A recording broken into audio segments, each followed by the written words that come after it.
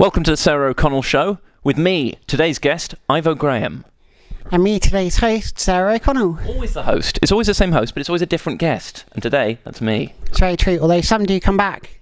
I'm absolutely not doing this more than once. This is almost the third time we've done it. Yeah, but you've zeroed in on me. My tour dates are available online. You left me with very little choice. It's very true. I appreciate you coming. Welcome to the Sarah O'Connell Show. Ivo Graham, welcome to the Sarah O'Connell Show. How are you today? Solid. A solid day from me. I'm Not gas or liquid? not gas or liquid. Nice. That's great stuff. I worry that your mind's working faster than mine for this interview, which is bad news for the interview and for my show that I've got to do in half an hour. But that also may be because, and I'm not proud of admitting this, but last night I went on a friend's stag do and drunk several schooners of lager, which are smaller than pints, but it's a trick because you just order more. Yeah. And even though I was reinvigorated by this morning's banana boating, I'm still feeling a little bit worse for wear. So I don't feel quite as lively as I'd like for tonight's talk. You will by the end of this, you're going to be pepped. No, I think it's already draining me visibly. Yeah. Yeah, I can feel it on the sofa. Aware of that. So I've got wellies on, I was pre-warned. Absolutely. So you are a new dad, congratulations, how's that going? It's going very well, thank you. I love my daughter. My partner adores our daughter. We are besotted. She's a little miracle, and she's pretty, by the sort of standards of babies, from what I can tell, she's pretty good. We'd like her to sleep a bit more at night, but she sleeps pretty well. She's very rewarding to look at. Her eyes followed around the room like the Mona Lisa, and she started to do these adorable little gurgles. So it's great stuff. That's fantastic news. Now, you were the youngest winner of So You Think You're Funny at Ed Fringe in 2009. How did things sort of change for you after that? Had you always wanted to get into comedy? Wow, I malfunctioned there because I was so excited to talk about winning So You Think You're Funny in 2009. I hadn't always wanted to get into comedy, but I'd always been a big comedy fan. Yeah. So I thought it would be a fun thing to try when I arrived at uni without a friend or a care in the world. Yeah. And I tried a student gig there, and then that led to me getting to do some more gigs, not all of which went well, but enough of which went well to make me want to keep doing it. And then I was very lucky that two very nice people called John and Lisa took me to do an Edinburgh show that summer, and then that was the summer where I won So You Think You're Funny. So the first year was quite a nice year of sort of things snowballing into each other, and off the back of that I started to believe that maybe this could be a career, and at the moment it is. It is, very much so. Now, you were featured on Comedy Central's Roast Battle, duking it out with Fern Brady. Do you think that roasting is a skill that sort of comes from dealing with hecklers? No, I wouldn't. I think obviously there's a lot of overlap. You've got to be quick on your feet. You've got to have a thick skin. You've got to be ready to punish. But I think Roast Battle was, as grateful as I was to do the show and as much fun as it was, and as great as it was to do it with Fern, it was quite a nerve-wracking experience which required a little bit of skill, because you have to...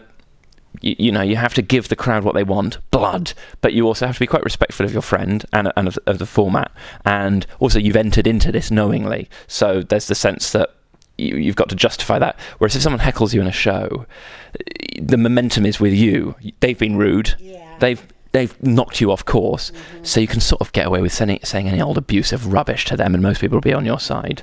Whereas it is true. Luckily, I don't get that many hecklers, and I wouldn't want it to start now. No.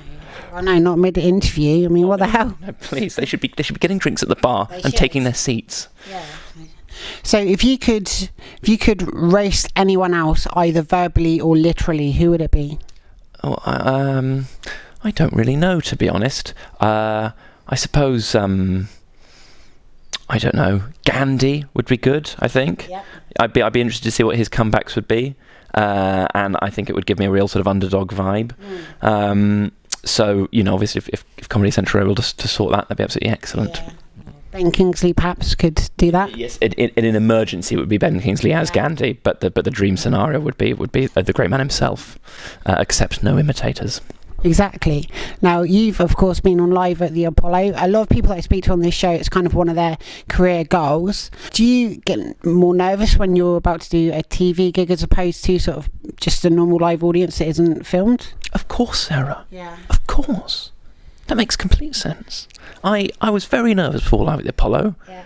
and I think it was visible in my performance. I didn't notice that. You didn't? You thought did you think I had a swagger? Well, I was too busy enjoying all the things that you were saying, you see. Oh, well, that's nice, obviously, and hopefully people feel that way. But really, I mean, it was very, very important to me to do that gig. It meant the world. I felt very lucky, but it was quite stressful. And the problem is, you've got to be very good as a comic at taking the opportunities that are given to you and not appearing nervous, because then you'll get rebooked for things. Whereas if you can come on something and you can tick that box and you can have that life milestone, but if you do it in a slightly shamblingly sort of amateurish way, then maybe that's all you'll get. But I think you'll be back many more times, and it's all very exciting. I'd love to do a little bit more television and radio. I don't think that's too greedy of me to say. I don't think so, no, not at all. Almost anything, to be honest. Yeah. Mm. And so you should. You also, of course, on Mock the Week, you've been on that. Do they give you the categories in advance, the things you sort of go and talk about for a minute or so? I think they do. Now, do you think we should pause very quickly, because Sharon, who works at the Lights Theatre, is outside? Sharon, and people can enjoy this bit of content as well. They can as well. Hello, Sharon. Hello. Can I open the doors? Oh, absolutely. Yeah. Send them in. You just did. Thank you. Very nice, but that was a practice run before the bigger doors to the theatre. Yeah. You've got to leave this bit in. People will be enthralled by this little bit of. I can cut in some other people that walked in during interviews as well, and it'll be montage. It's your show, Sarah. It is. It's your viral content. Flipping my lids. It is Lucy Porter. Oh, hello. She was really here the whole This time. guy. I was just reading up about cologne. You were saying something about Mock the Week. I was, wasn't I? Yeah. So do they give you the topics in advance? So something comes up on the screen. How dare you? How dare you suggest that there's any sort of artifice at all behind Mock the Week? There is, of course, an ability to anticipate some of the topics because it's what's in the news. So all you've got to do is pick up a newspaper and then you'll be prepared. Whether or not you receive a slight steer about maybe what some of those scenes we'd like to see might be, I couldn't possibly say. All I'll say is, again, thanks for having me. Now you've got a special live at the BBC, curiously on Netflix, not the BBC. Well, it was on the BBC first, and then Netflix snuffled it up like the pigs they are. They did. Now, can you tell me, is that sort of a compilation of previous material? Is it an entire show in its entirety? If so, which show was it? No, it's a bit of a compilation. I mean, I don't really. I think it's very nice of you to ask that question, as if my shows are dramatically different projects, each with their own identity. Basically, I go to the Edinburgh Fringe every year, and I do an hour, which is broadly about being awkward and posh and having gone to Eton. And so it's quite easy to splice together different material from those shows and then still to form quite a coherent narrative, because I'm not very thematically ambitious. So Live at the BBC was a bit of a compilation of material from my 2014 show, Bow Ties and Johnnies, and 2015 show, No Filter, and a couple of sneak previews of material from my 2017 show, Educated Guess. But it was a melange, and ultimately it was in the hands of the editors which bits made it in anyway. So it's important not to be too loyal to any one thing. But now I know, because if I ever feel like I missed certain bits of shows I didn't see, now I know I can visit them. They're there. It's the best available showcase of what a couple of years ago I considered to be all of my best material. And it was gorgeously filmed, and I was really very proud to do it. So again, thanks. Now, rumour has it you're working on a couple of sitcom projects. Can you tell me anything about them? Names, ideas, what's going on? Oh, dear. The rumours are... Well, they're not true. No. I'm always trying to think of sitcom ideas because, if I could write a good one, it would advance my career. Mm-hmm. But... and I think it's a very nice thing to be able to say in blurbs and press releases to suggest that you're multi-talented and you're doing literally anything in the day rather than sitting around in your pants. But at the moment, I'm more focusing on writing stand-up and being a loving and responsible father than actually sitcoms. There was... my friend Ed and I used to live together, and we were working on a couple of things which I think we'd still like to move forward at a later date. One of them, I'm afraid to say predictably, was about life at an all-boys boarding school. Sorry. One was a slightly more sort of general flat share thing. And maybe those will see the light of day, but I just can't say for now, and I'd like you to stop prying. Fine, I will. Which brings me on to my next question. Good. You're very fond of Mario Kart. Now, from what I can ascertain from your tweets, it seems to be the Nintendo 64 version. It's the classic, the definitive version. I've played newer ones, but it's just a bit busy. Yeah. Got a favourite character? Yes, Bowser. Bowser, controversial, isn't he slower? Yes, he is quite slow, but he sends a message. He does. You know, he's scary. The other characters are scared of Bowser. Well, he owns several castles. He owns several castles. And don't tell me that when you're driving around Bowser's castle, you don't have a more instinctive knowledge of the map, because it's literally your property. Pretty much. Yes, and I say that as a landowner myself. Very true.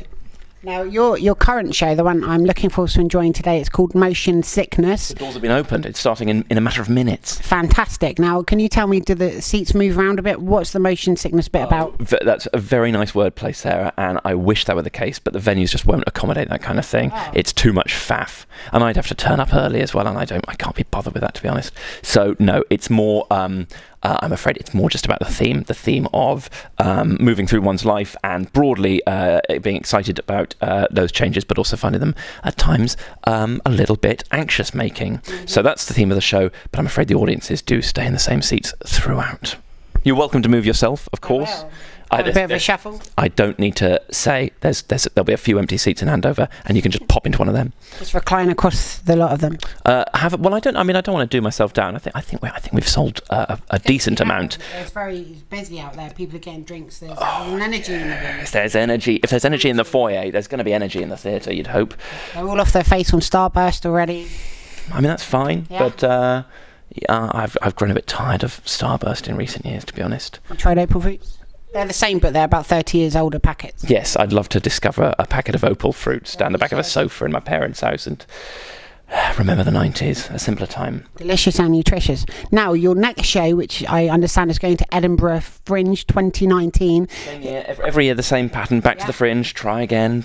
Is in tribute to the board game, The Game of Life. Well, the show's called The Game of Life. Yes. Is it anything to do with the board game, The Game of Life? You've imagined that, and actually on this occasion, you are sort of correct. I do want a bit of it to be about the Game of Life. But annoyingly, I've missed quite a good opportunity to have the poster be me on the board game playing The Game of Life. We've just gone for a classic Ivo Graham staring into the middle distance, again, just like every year. But it is what it is. Basically, the show is again broadly about me, awkward, posh, went to Eton, the usual themes, but with these new life developments, I'm playing the game of life in a very serious, familial, financial, administrative way, and I'm actually finding that it's a bit more complicated than the board game, I can tell you. Yes. It's true. So I'll probably say something like that in the show. Where will people be able to see this show? Which venue is it in Edinburgh? It's at the Pleasance Courtyard, who've been very good to me over the years. I've done all of my solo shows there. This year I'm in a venue called The Fourth, which is a lovely, quite big room. So, but just just look online. Yeah. Go to the Pleasance Courtyard. Of course, with the rest of your time, go and support the Free Fringe and other more, sort of edgy venues, but also just go to the Pleasance Courtyard and watch me, because that's important to me and my family. It's very good advice. Now it's competition time, which is always exciting. Yes. You very generously signed several. Very generously. You have signed several of these beautifully crafted motion sickness brochures written The generosity with which I signed those.